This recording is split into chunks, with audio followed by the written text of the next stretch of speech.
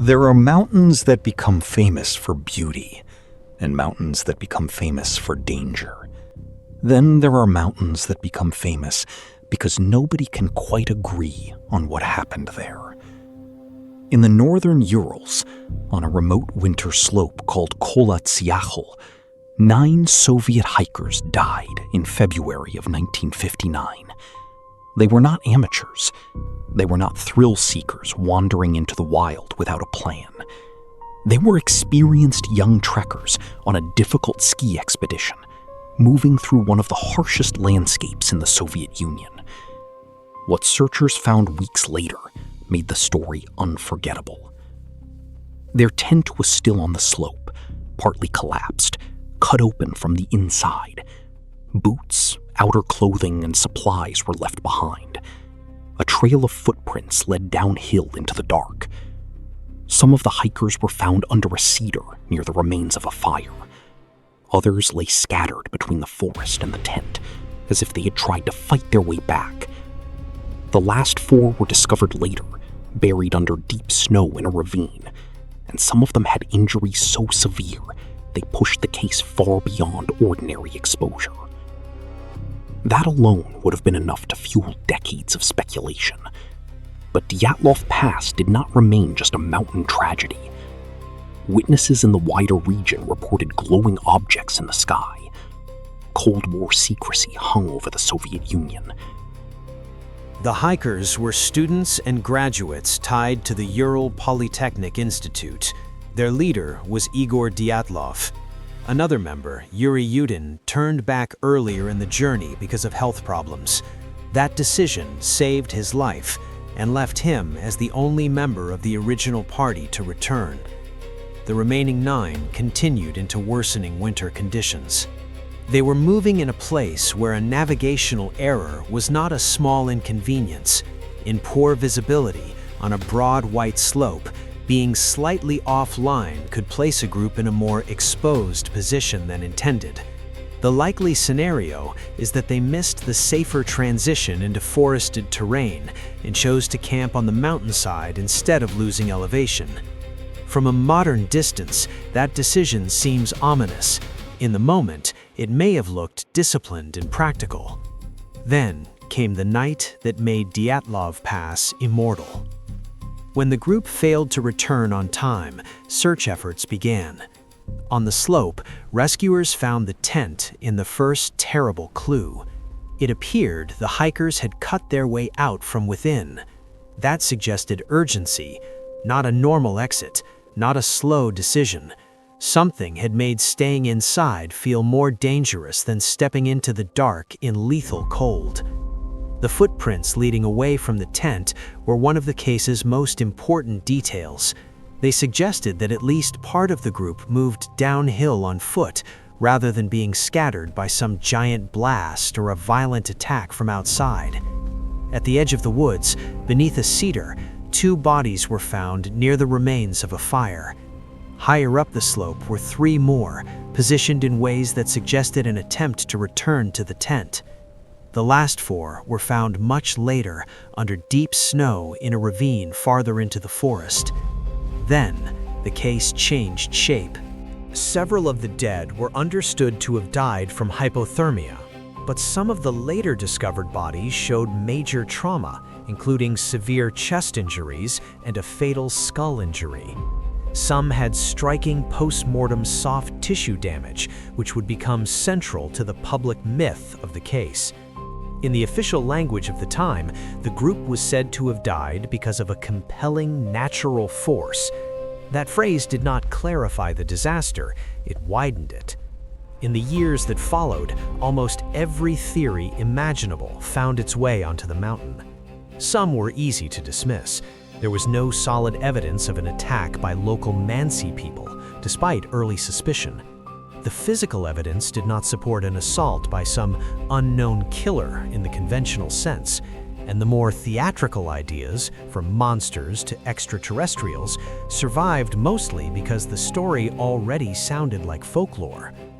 But one detail refused to die: Reports of glowing spheres or fireballs seen in the sky in the broader region around the time of the tragedy. In almost any other case, such reports might remain a footnote. Here, they became gasoline. The Soviet Union was secretive. Military testing existed. Rocket activity was not fantasy. So the leap was made. Maybe the hikers had witnessed something classified, maybe some aerial event, some weapons test, or some explosive device triggered panic and injury. Maybe the mountain did not kill them alone. That is where the Dyatlov story becomes especially difficult. Some military-related scenarios are not impossible in the abstract. Cold War weapons testing did happen. Reports of aerial lights were real enough to become part of the case's long afterlife. But possibility is not proof. The farther these theories move from documented evidence at the tent in the bodies, the more they rely on atmosphere, coincidence, and distrust of Soviet transparency. And distrust in this case is not irrational. The original investigation was incomplete. Soviet official culture encouraged silence, not openness. Information emerged unevenly over decades. Once a case like that enters public imagination, every omission starts to look like a cover-up, even when some omissions may simply be the product of bad process, poor records, or a rushed conclusion in a brutal environment.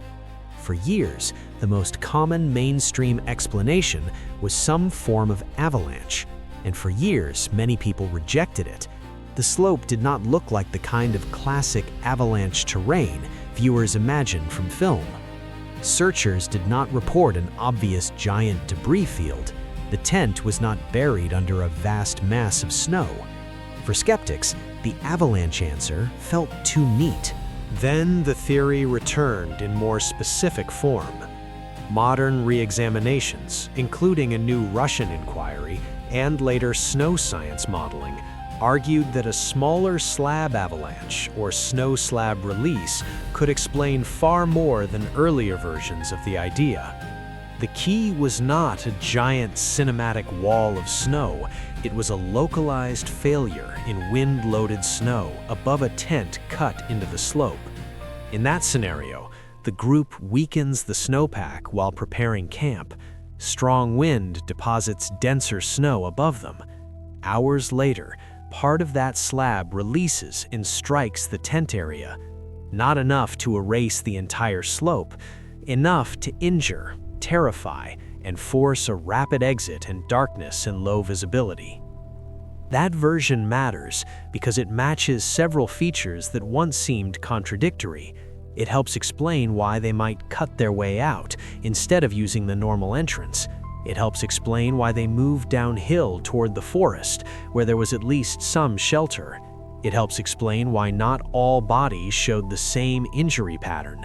And it helps explain why obvious avalanche signatures might not be dramatic weeks later on a wind-beaten mountain slope. Even so, the avalanche model is not a perfect ending. Critics still point to the slope angle, the timing, the injury distribution, and lingering inconsistencies in the record. The so-called fireballs remain part of the wider story, even if they do not prove a direct role in the deaths. Traces of radioactivity found on some clothing added yet another layer of suspicion, though not one that by itself establishes secret weapons involvement. Every unresolved detail kept the case open in the public mind. So what actually happened on that mountain? The most grounded answer is also the least supernatural. A strong party of winter hikers likely camped in a bad place under worsening conditions.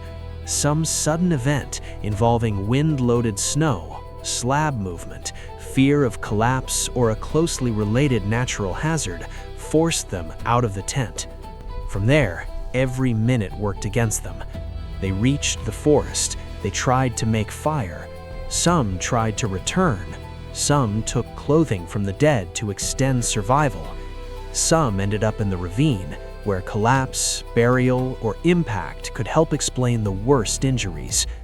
By dawn, The mountain had turned a survivable mistake into a fatal chain of decisions. That does not make the story ordinary. In some ways, it makes it worse.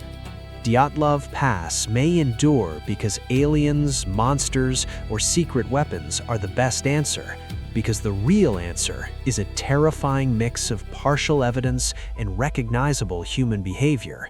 A navigational error, an exposed campsite, night, wind, snow, injury, confusion, separation, cold, and above all, time. The fireballs remain in the story because they belong to the atmosphere of that era, and because they may always feel like the missing piece. But the mountain does not need extraterrestrials to be frightening. It only needs weather, terrain, and one bad night. That is why Dyatlov Pass still unsettles people. The case became famous as a mystery, but it survives because it is also a survival story that failed in stages. The torn tent, the tracks in the snow, the cedar, the ravine, the long delay before the truth could even begin to be assembled. Every element feels cinematic. None of it needs invention. In the end, the strongest explanation is not cheap mysticism. It is a cold, physical, deeply human disaster that unfolded in one of the worst places imaginable to make a mistake. But because the records were imperfect, because the Soviet state was secretive, and because lights were seen in the winter sky, the deaths on that slope crossed from tragedy into legend. And once a mountain becomes legend, it is almost impossible to make it quiet again.